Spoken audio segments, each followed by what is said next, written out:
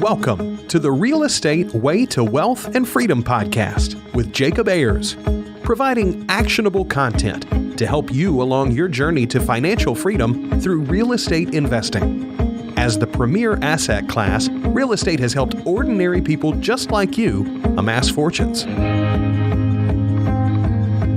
The benefits of passive income from real estate investing will allow you to live a life you want.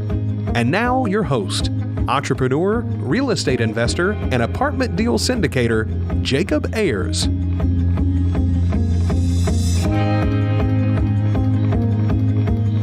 Hi, and welcome to the Real Estate Way to Wealth and Freedom podcast, episode 362. Hey, welcome back. I'm your host, Jacob Ayers. Thanks so much for tuning in to yet another great episode. I'm excited today to introduce to you Ari Rastegar. Ari's a fellow Texan living in Austin, Texas, just down the road. Ari is the founder and CEO of Rastegar Property Company.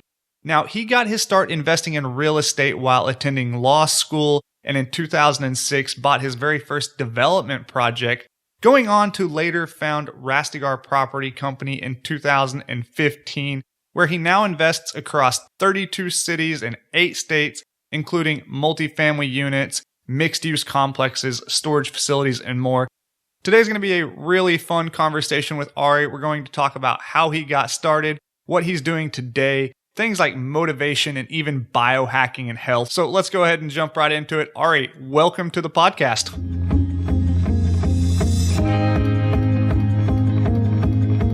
Hey, thanks for having me. Pleasure to be here.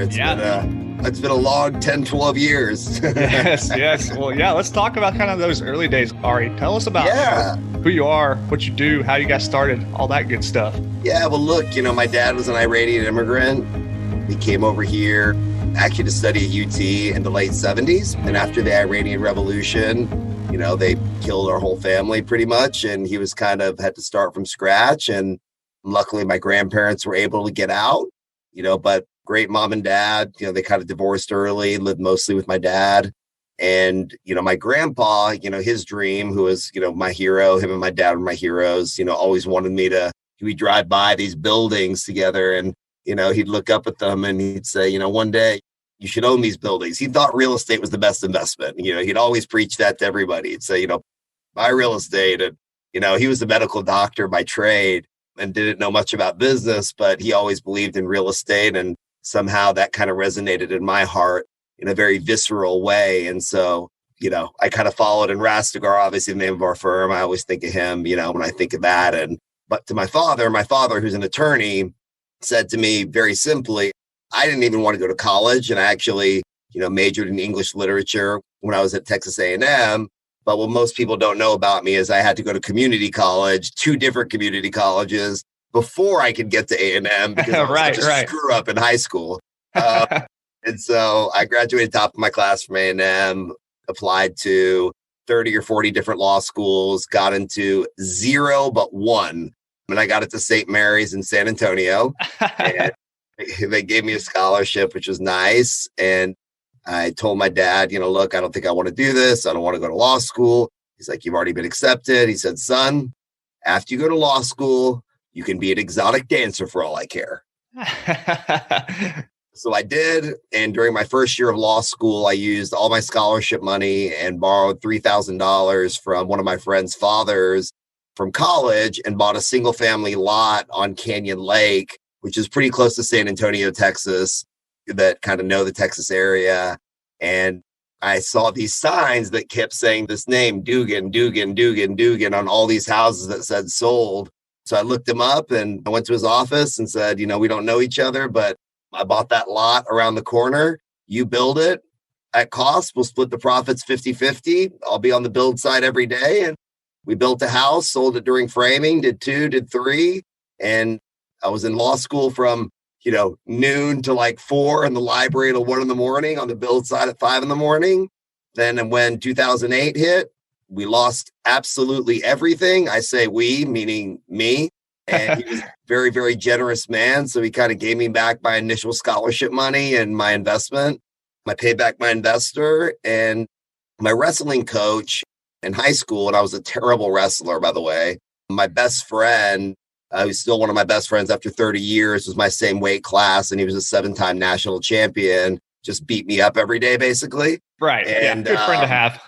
Yeah, good friend to have. But my coach's best friend was the head of Credit Suisse. So he ran all conduit lending for Credit Suisse and did almost 400 billion of lending and real estate lending. And he set up a dinner and he invited me to come to New York and do some stuff. And I spent almost 6 years on Wall Street. And after working for some of the biggest names on Wall Street, I decided to open up my shop because I thought there could be kind of a better way to do it. So I started my own shop and the rest is kind of history. It's always fun to hear people's backgrounds, Ari, because so many people don't have a straight line from, point A to point B being a successful real estate investor, right? Many people come from different paths. So much like you were taught with this kind of blueprint that many people are, is to go to school, get a good education, study something hard, become a doctor, lawyer, something of that nature, right? You kind of started along that path, but somewhere you kind of veered away and took the real estate path. What was it about real estate that, led you to it? What interested you about it? Why real estate? Yeah, look, as I mentioned earlier, a lot of it had to do with that initial love that I had for my grandpa and my dad that, drew me to it, to understand just something that was solid. And I felt like I could touch it. And, I'm not the smartest guy in the world by any stretch of the imagination. My wife, and we have 3 beautiful children, and she works in the firm. My chief operating officer is actually my sister-in-law, my wife's older sister, who's absolutely brilliant. She comes from a supply chain logistics background. But when I met my wife, she was Johnny Depp's personal assistant, just kind of interesting kind of path. And so I was thinking maybe entertainment, maybe this, maybe that, maybe stocks, maybe bonds. And talking to my wife, she reminded me of a story that, I guess Will Smith and Johnny had spoken about, and now it's pretty public. You can Google the quote. But Will Smith, they asked him, how did you become the highest paid actor in the world? Because at one point, Will Smith was as big as it gets, right? There he was the guy, he's the Rock, right, of the moment, right? Right. I love the Rock. He's unbelievable, man. And I love Will too. So they asked him, he said, well, look, I'm not the best looking. I'm not the smartest. I'm not the best actor. But if you and I get on a treadmill side by side, either you're getting off first or I'm going to die. So that was always my mentality. And so I didn't understand stocks and bonds, looked like a bunch of numbers on a page. I'm an English major, but I could always do the math in my head. So I didn't really have a traditional business background, but something really, resonated with me about homes, about someone's homes where someone lives. And we lived in apartments growing up most of my life because we were, pretty poor living here in Austin. And, I remember these crummy apartments that we lived in. And the first apartment complex that I bought here in Austin was 23 units, near Zilker Park. Those of you that kind of know Austin, know that area, beautiful area. But, just 23 units, old vintage, 40-year-old building. And, the insides hadn't been touched, had a bunch of problems, leaks and plumbing. And I just saw this vision of reimagining it. And instead of we have a saying in real estate, you put lipstick on the pig, right? You you just change something, maybe do a little paint. And I said, you know what?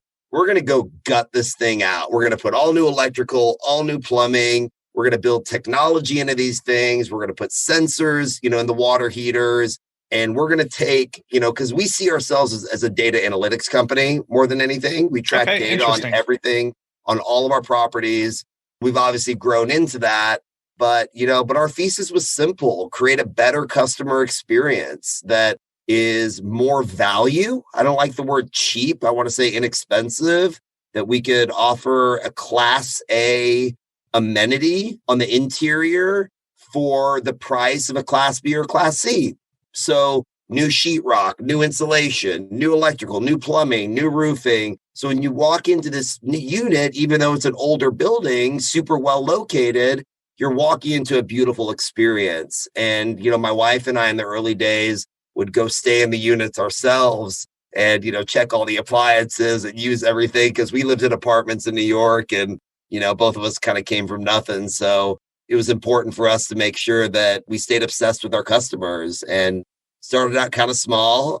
I say small, but it was a $4 million project. And luckily, a bunch of folks on Wall Street who knew I was kind of doing the work when I was working for the big guys backed me on the project, and we financed it with Freddie Mac. And now we own, I don't even know how many buildings, to be perfectly honest, but I know we have about 500 acres in the Austin MSA. We're building 2,000 homes in Kyle, Texas, 900 multi-units. We own 3 acres on South Congress, 3 acres on South First, 50 acres by the airport.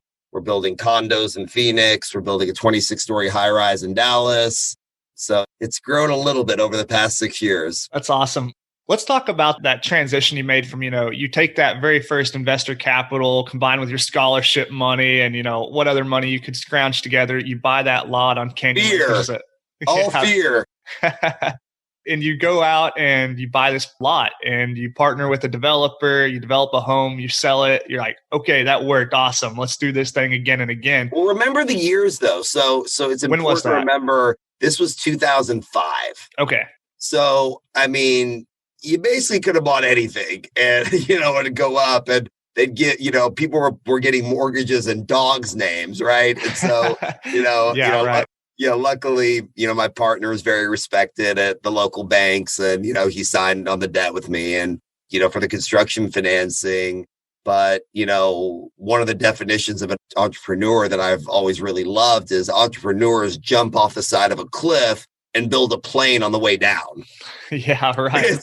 And so I figured, this is something I wanted to do. And I just kept seeing these as I would drive to law school I actually lived in Spring Branch, Texas. And there's a Spring Branch by Houston, but the Spring Branch I'm talking about is actually a little bit north of San Antonio by Canyon Lake. Right. For the listeners that, kind of know Texas. But I'd drive by and it was just like this. I'd see like a foundation and it'd say for sale and then sold. And so on my way to school, I just keep going back and forth, sold. And then something inside of me just kind of said, you know what?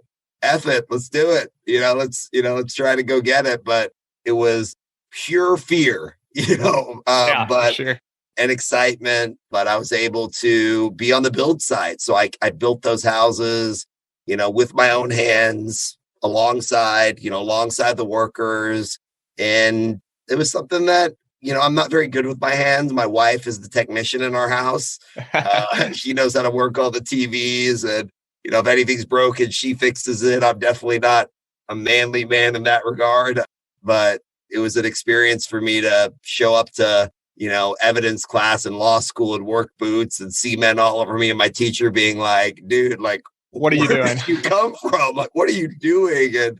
But it was some of the best days and they all sold. But when the market turned, in 2007, 2008, they pulled all our interim construction loans. And so, I went from, after flipping burgers at Johnny Rockets and delivering pizzas through college to thinking, oh my gosh, I'm going to have $1 million in my checking account in my early 20s if I sell the rest of the houses we built, to walking away with my hand and, paying my investors back and, not having too much. And let's talk about the mindset of that phase, Ari. So here you are, you've got an education, you've got yourself through law school, you're trying out this real estate thing, and you just get punched in the mouth in the 2008 kind of financial crisis, kind of lose the shirt off your back. Why'd you keep going? What made you keep doing this real estate thing? And rather than just maybe falling back on your law degree and, just practicing stupidity. law. Just pure stupidity. So we've got fear, stupidity. These are some underlying qualities. You know what it is? It's, you got to have grit, in grit, we talk about that as being this thing that, of resilience where you really push through things. But I had an inner calling, and I think we all, and my book comes out in February called The Gift of Failure. And failure truly, truly is a gift if you have introspection. Okay. I'm a big fan of Ray Dalio and his beliefs in radical transparency, but you have to believe in something. Okay. And Steve Jobs talks about how you can't connect the dots going forward. You have to connect the dots going backwards. And you kind of see that these are little blessings. And, I'm a believer. I'm a very spiritual man.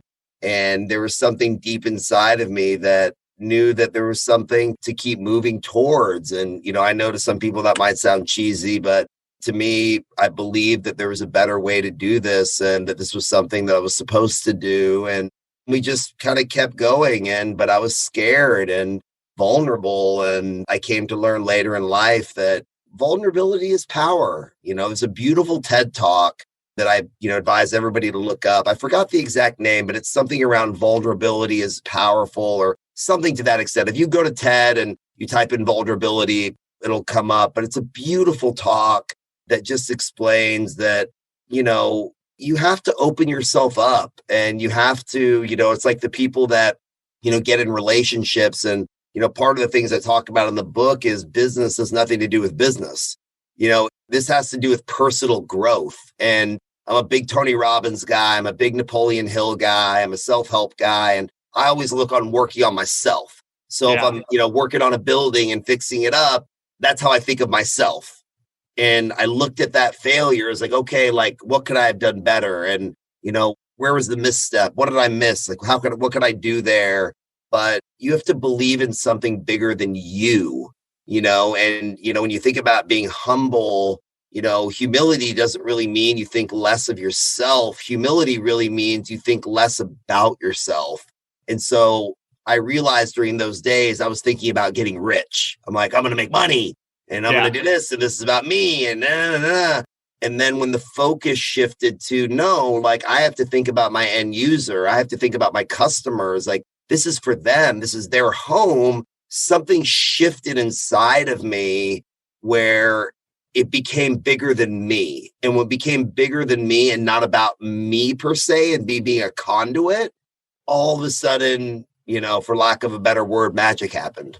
So when you're talking about this grit and, that's kind of what kept you going, would you summarize that like it was kind of like a gut feel? You had like this kind of naturally drawn like sense of purpose to, deliver a good product to your end client being your residents or? Well, I had a why.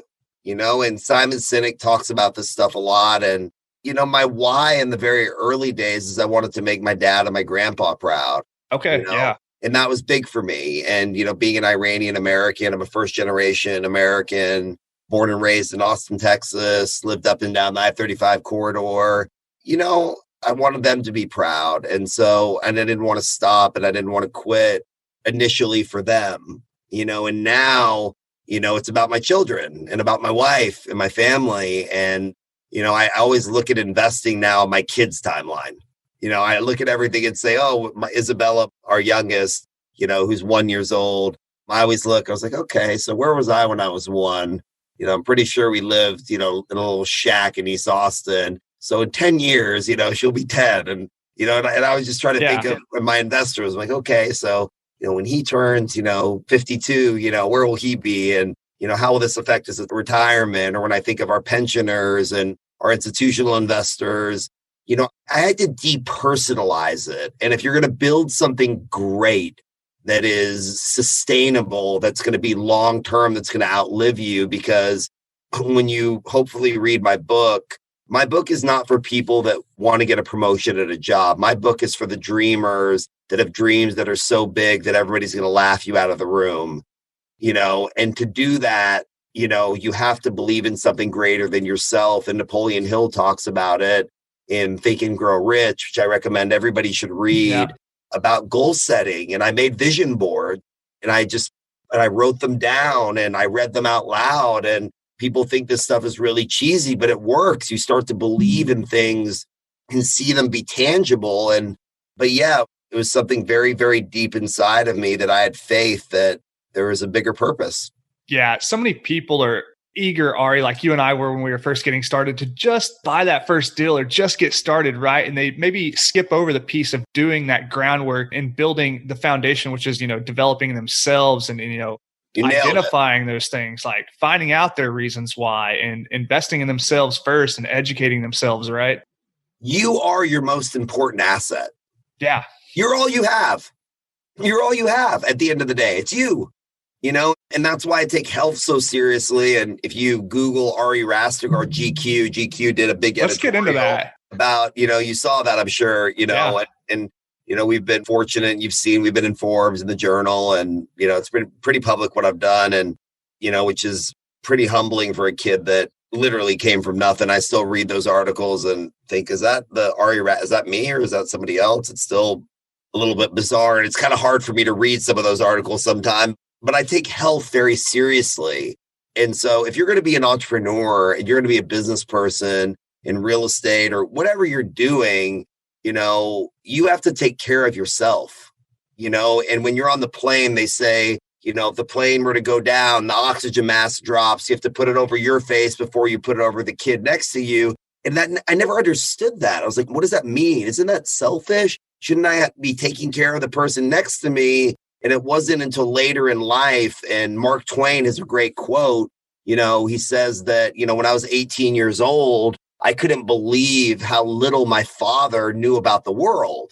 When I turned 25, I couldn't believe how much he learned in 7 years. And so the point is, you have to put the oxygen mask on yourself. You have to invest in yourself.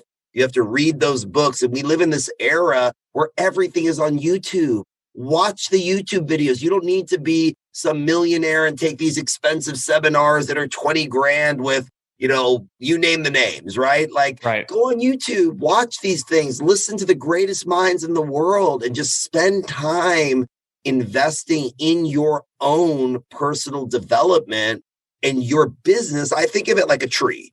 Like you're this tree, you're this trunk, and your business is the branch. So the healthier your tree is, inevitably the business or whatever you're doing will be healthier and will be more successful.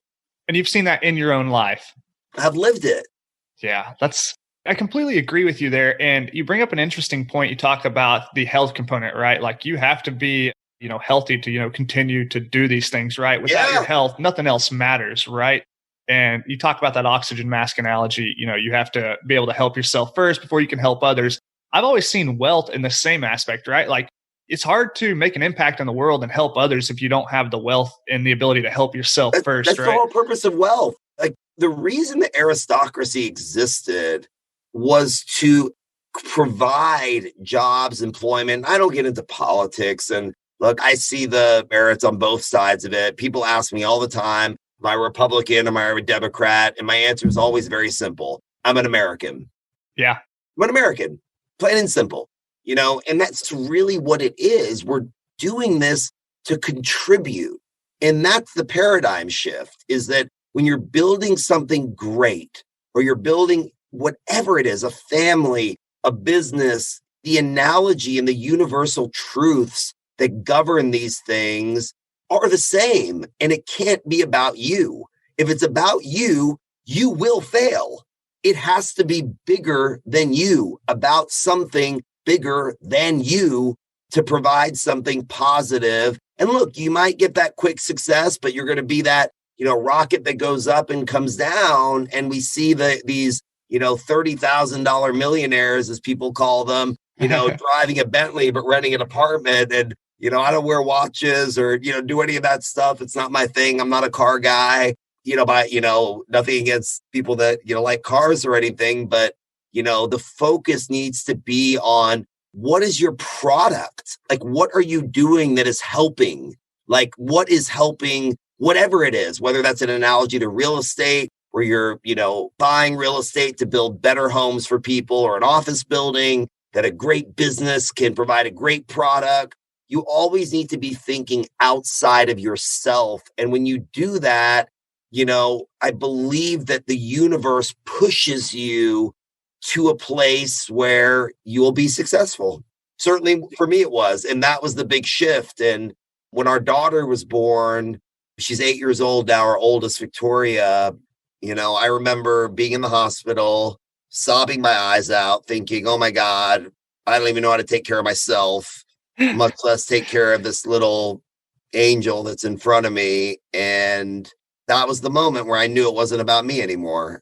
And that was a big shift. And, we lived in New York City. She was born in Manhattan, one of the unicorns. But I urge everybody to do introspection and do what they're doing for the right reason. And the right reason is never just going to be about you. Or could you be a beneficiary of it? Absolutely. We have to create jobs. Like, we build this wealth and we build these empires so that but there's families behind that. You take investors in, that's their time that they've spent 30 years collecting their 401k, or whether it's a pension fund giving us $50 million at a clip.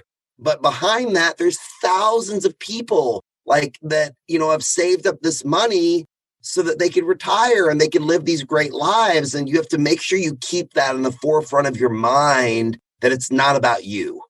Yeah, that's so great, Ari. And it's cool to see a guy like you and in your position still have that kind of grounding sense of purpose, right? I appreciate that. And I wish I could say I could take credit for it, but now it's hardwired. It's who I am. And I kind of joke that, from a real estate mentality, I was a teardown.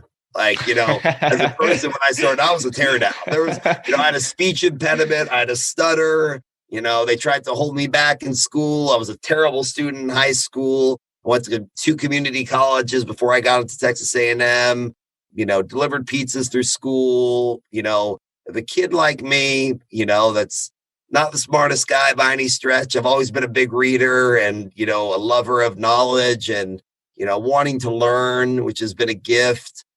Certainly all of you can do it, because I assure you that most of your listeners are much more capable than I was. Yeah, well, it's nice to hear something like that from somebody like you.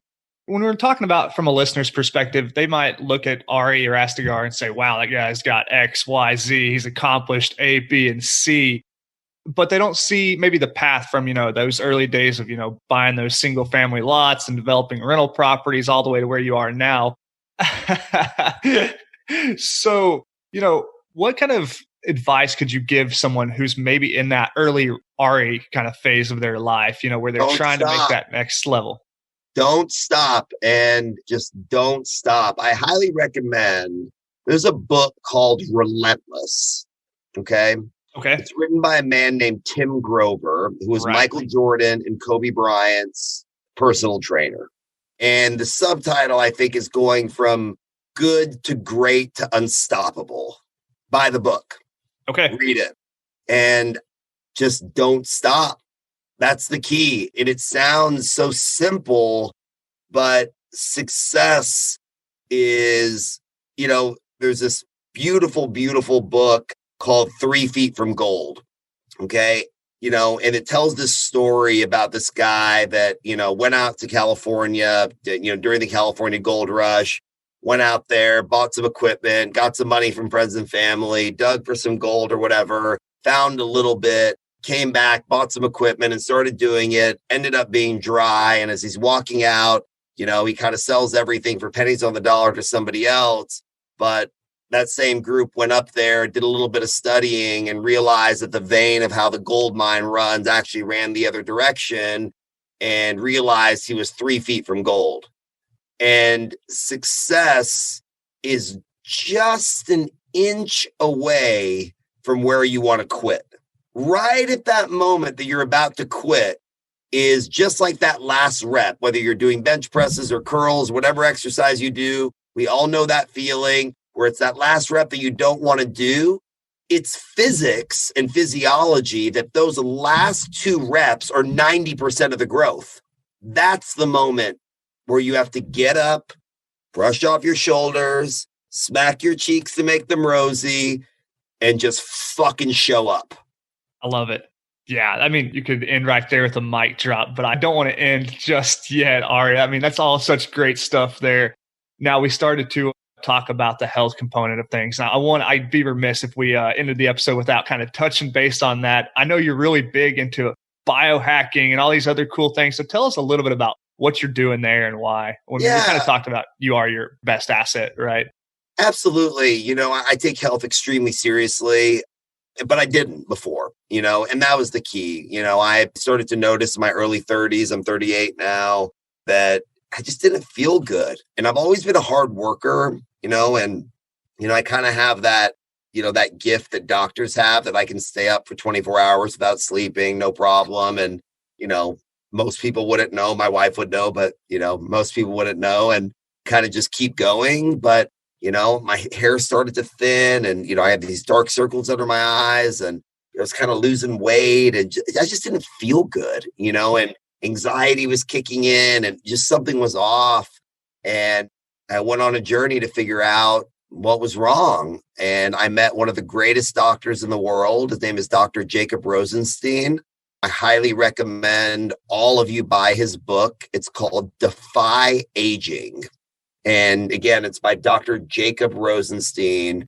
And he breaks down, what you should do. And it's a lot more simple than you would think. And, we talk about common sense.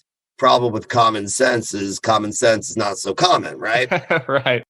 And so I went on this journey to figure out what was going on and did food sensitivity tests and blood tests and tried paleo diets and, all these different things, went in hyperbaric chambers and cryotherapy. And I went after my health with the same, kind of veracity that I went after business, and found that my cholesterol was high, my testosterone was low, and my inflammation was high, and all these things that I just didn't know or understand. And I started managing my health the way I manage my financial statements, and started eating more vegetables and started getting on the treadmill and started moving more and started taking posture seriously.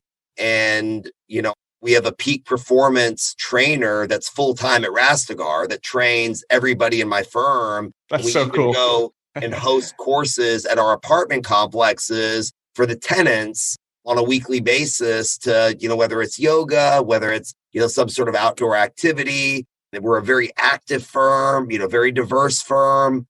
And because the healthier you are, and you said it earlier, if you don't have your health, you don't have anything. And we all know that feeling. It's like when you wake up one day, whether you have the flu or you have a toothache or a bad stomach ache or a migraine, just something Nothing simple. else matters, right? Nothing else matters. Like, it literally doesn't matter. And so you physically can't do anything else. And so that's science. I mean, we all know that experience that are listening. And so I decided that, health is wealth. And that's Ralph Waldo Emerson, and to me, that's where my investment is, because it allows me to contribute more. It allows me to have more vitality. I was coming home to my kids exhausted after working, 10, 12 hour, 15-hour days, and I had nothing in the tank for them.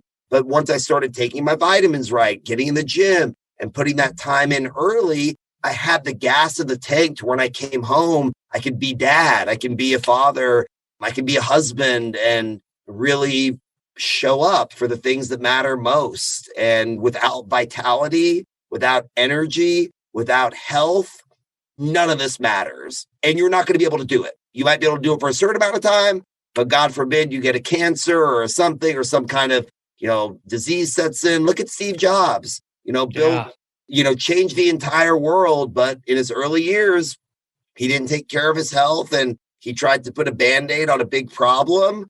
And you have one of the greatest visionaries on earth gone in a blink of an eye. And we see it every day. God rest, Tony Hsieh's soul, the ex-CEO of Zappos. Yeah. Greatest corporate culture human being to ever walk the earth. And I mean, I read that and was just crushed. I mean, Delivering Happiness, his first book, changed my life, on how he treats his customers and what he did. And 46 years old, gone. Yeah. And so you have to cherish those moments. And obviously nothing is guaranteed in life other than death and taxes, as they say.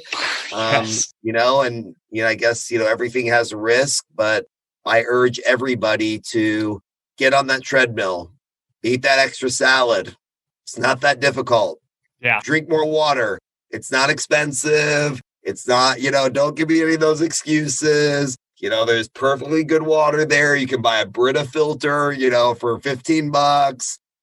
Put the soda down, Right. You don't need a fancy gym membership. You can go run sprints, outside in the road, just keep it simple. I love it. So those are some of the basic things we all know, right? You mentioned things like posture, drink water, just move, right? Those are the simple things. Tell us some of maybe the more like 90% of it, but it's the 80-20 rule. And that's the thing people miss. 80% of the benefit you're going to get And we're not after perfection. And the thing is, we're a society, especially as Americans, that we're after perfection. But perfection is a lie. Perfection is for God or the universe or nature or, whatever word that you want to use. Perfection, we are not perfect. We are striving for excellence. Excellence is what we're after, not perfection. I love that. Failing forward, as John Maxwell says best, is the key. Fail forward. Make the failure. Failure is part of success. You have to fail to be successful. If you didn't fail, you will never be successful. They're two sides of the same coin. If only I knew of a good book called The Gift of Failure that was coming out soon. It'll be there. It'll be on your desk as soon as it comes out, I assure you. I love it. Ari, hey, it's been so much fun talking with you, talking about things like health, wealth, just living a well-balanced life is so important. I think anybody can take something away from this episode, and I'm sure they have. Well, let's go ahead and wrap up with our famous lightning round, just a series of questions we fire at you. Are you up for it? All right. The first question is, what was your biggest hurdle getting started investing in real estate? And then what'd you do to overcome that? Just being scared to death. And I called my dad and I said, this is what I want to do. And in the middle of me talking, he said, son, go for it. And I just did it. Yeah, I love it. Just overcoming that fear just with action, right? Massive action. Right when you have the idea, hit it. I love it. Ari, do you have a personal habit that contributes to your success? Transcendental meditation. Oh, okay. And what exactly does transcendental meditation mean? Transcendental meditation, you can Google it, is a particular style, technique of meditation. There's a million different types, but transcendental meditation, or TM, is the particular modality that I practice. I've been practicing for years. I actually heard about it the first time from Ray Dalio. He's a huge proponent of it. Howard Stern's a huge proponent of it. Jerry Seinfeld. And once you kind of Google it, you'll see that some of the biggest and most successful people in the world practice that particular modality. That's what got me into it. I do it 20 minutes in the morning, 20 minutes in the afternoon, every day without failure. I love it. Yeah, awesome. I've been doing some self-guided meditation for on and off for several years now, but yeah, I think it does help me when I'm in a group. I for sure. highly recommend everybody, if you want to do yourself a favor, go find a transcendental meditation course. It's in pretty much every city in the country. Find the course, go take it. It's an hour a day for 3 days or something like that. Learn it, do it, and you can thank me later. Awesome. Yeah, definitely. All right. Do you have an online resource you find valuable in your day-to-day? YouTube. Yeah. I love YouTube. Everything's there. It's free. It's awesome. I have a premium membership. It's the best $9 I spend a month. That the ads don't come in and annoy me, but I just go on there and find different great people talking about different things and just listen, watch in the car, just kind of just feeding myself that knowledge, and it's free, and I think it's just such an untapped resource because people don't value things that are free. We think that we have to pay $10,000 to go to a seminar to get any value, and that's bullshit. Like YouTube you can take MIT courses on YouTube for free. It's crazy. MIT. So, and I do, and I watch the courses and I watch the greatest professors in the world talk about all the topics that I know nothing about. And I'm sitting there in class in MIT for free. Do it. Yeah, I completely agree. YouTube, we won't even link it in the show notes. You know where to find it. All right. Next question in the lightning round. This is a question I'm excited to ask someone who's educated in English literature. That is, what book would you recommend to the listeners and why? You've already rattled off several books so far, but do you have one that kind of sticks out in your mind as your go-to recommendation? Think and Grow Rich by Napoleon Hill. Buy it, read it. You can get a used copy on Amazon, literally for free. All you pay is the shipping for $3.99. Buy a used copy, literally $0. Like you could go to used and it'll be 1 cent or $0 if you pay $3.99 or $4.99 in shipping. And it'll be the best money you ever spent, but do what's in the book. When I first picked up that book, Ari, I had so many recommendations on it, and I found it to be kind of a difficult read. It's written, I don't know when, a while back ago, and it was written in a language. 1900s. Yeah, it was written in a language that I was like, what is this talking about? And it took me a long time to read through it, and finally, like just one time it finally sunk in. It's not a book to be read. It's a book to be studied. And that's the difference. Okay. It's a study manual. You have to think of it as a textbook that you study at school, that you're reading chapters that have questions at the end. It is not a read that you read through. And that's the biggest misconception. I'm glad you said that. Like, it's not a book that you just read it and you put it down. It's a book that you study. You go, and it even says when you get to chapter 8, go back to chapter 2. When you're in chapter 7, go back to chapter 3. Yeah. Write this thing down before you finish this chapter. Don't go to that. So meaning you have to look at that as a study manual. I've read it probably 200 times without exaggeration. My dad gave it to me when I was 14 the first time, and I've probably read it 200 times. It still sits on my desk to this day. It still underlines in it. I buy new copies of it all the time. It's meant to be studied, digested, read one chapter, reread it again. If you didn't understand a word, pick up the dictionary, look it up. You're right. It was written in a different time period where some of the words are different, but I assure you, it has jewels in it that are timeless beyond measure. It is the mother of all self-help books. The best $3.99 you can buy on Amazon today. Ari, we'll link that book and all the others you mentioned. I've got a few jotted down here. Relentless by Tim Grover. Oh, read Relentless. That one is just a read that you'll just read. It'll just give you goosebumps and just get you hyped. I mean, you'll be in the shower with hands over your heads, like ready to take over the world. Awesome. Yeah, we'll link all those books in the show notes. Great recommendations there. Last question in the lightning round, Ari. If you were to go back and give advice to your 20-year-old self to get started investing in real estate, what would you tell 20-year-old Ari? Well, 20-year-old Ari was an idiot, so I don't think he would have listened to me. I don't think he would have listened to me. He was a lunatic, but I think in those early years, I would have listened to my father more. And I would have studied some basic business stuff, and I would have taken some accounting classes and some basic business courses, because later on in life, a lot of real estate is accounting, depreciation, understanding rent rolls, balance sheets, P&Ls, and not having a formal business education. I had to learn those things a little bit later on in life, which was a little bit of a handicap for me early, and it was really frustrating. So I would urge everybody who wants to be in real estate. And again, you can find this on YouTube. You don't need to go get a master's degree in accounting, but I would learn basic accounting and how that relates to real estate. And if I would have learned that earlier, it would have saved me a lot of pain. I love it. All right. Hey, this has been a really fun conversation, a fun episode. I'm so glad we got you on. As we're wrapping up here, is there any parting piece of advice that you'd like to leave with the audience members? Go for it. I love it. Well, if they're going to go for it and reach out to you, learn more about what you're doing, want to connect with you, where's the best place for them to find you? Yeah, I mean, you could go to rastegarproperty.com, and then there's a contact form. Somebody eventually, it'll probably get to my desk. We're a firm about 100 now, but if you write a heartfelt enough message, it'll eventually get to me. But it's pretty easy to look me up. I mean, you can Google my name, Ari Rastegar. You can type in Rastegar, and it's very easy to find us, or go to rastegarproperty.com, like I mentioned. And we'd love to hear from you all. Other than LinkedIn, are there any social media platforms you're active on? So at Rastegar is my verified Instagram account. Okay. I'll be honest with you, I don't manage it. I have someone that looks at it for me. If you want to know more about me, I would go to my wife's Instagram, and hers is at Kelly Kells, which is KELLIEKELS. And she posts a lot about our family and about the business. And her account is verified as well. But if you really want to know who I am, look at her Instagram and you'll see my family, and you'll see all the things that I really value in this world. Awesome. And just one thing I'll add to the audience members, if you want to go over to Rastegar, what's the website? Rastegarproperty.com? Yeah.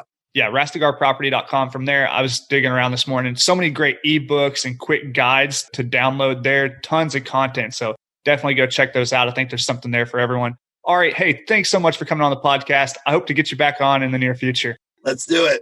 All right. Thanks so much. Take care. All right. That wraps up this week's episode with our guest, Ari Rastegar. Hey, What a phenomenal interview. I hope you got so much value from that conversation as I did. As always, for all of the things we mentioned in the podcast, you can find those in the show notes by tapping on your phone screen or going to www.jacobayers.com. Well, hey, if you liked today's episode, please let me know by going over and leaving a rating and review if you haven't yet. It would mean so much to the show. As always, for more information, resources, and to connect with me, you can do so at www.jacobayers.com. Until next week, engineer the lifestyle you want. You've been listening to the Real Estate Way to Wealth and Freedom podcast, providing you actionable content to build your real estate empire. Nothing on this show should be considered specific, personal, or professional advice. Please consult an appropriate tax, legal, real estate, financial, or business professional for personal advice. The opinions of guests are their own. Information is not guaranteed. All investment strategies have a potential for profit or loss. The host is operating on behalf of the Real Estate Way to Wealth and Freedom, LLC, exclusively.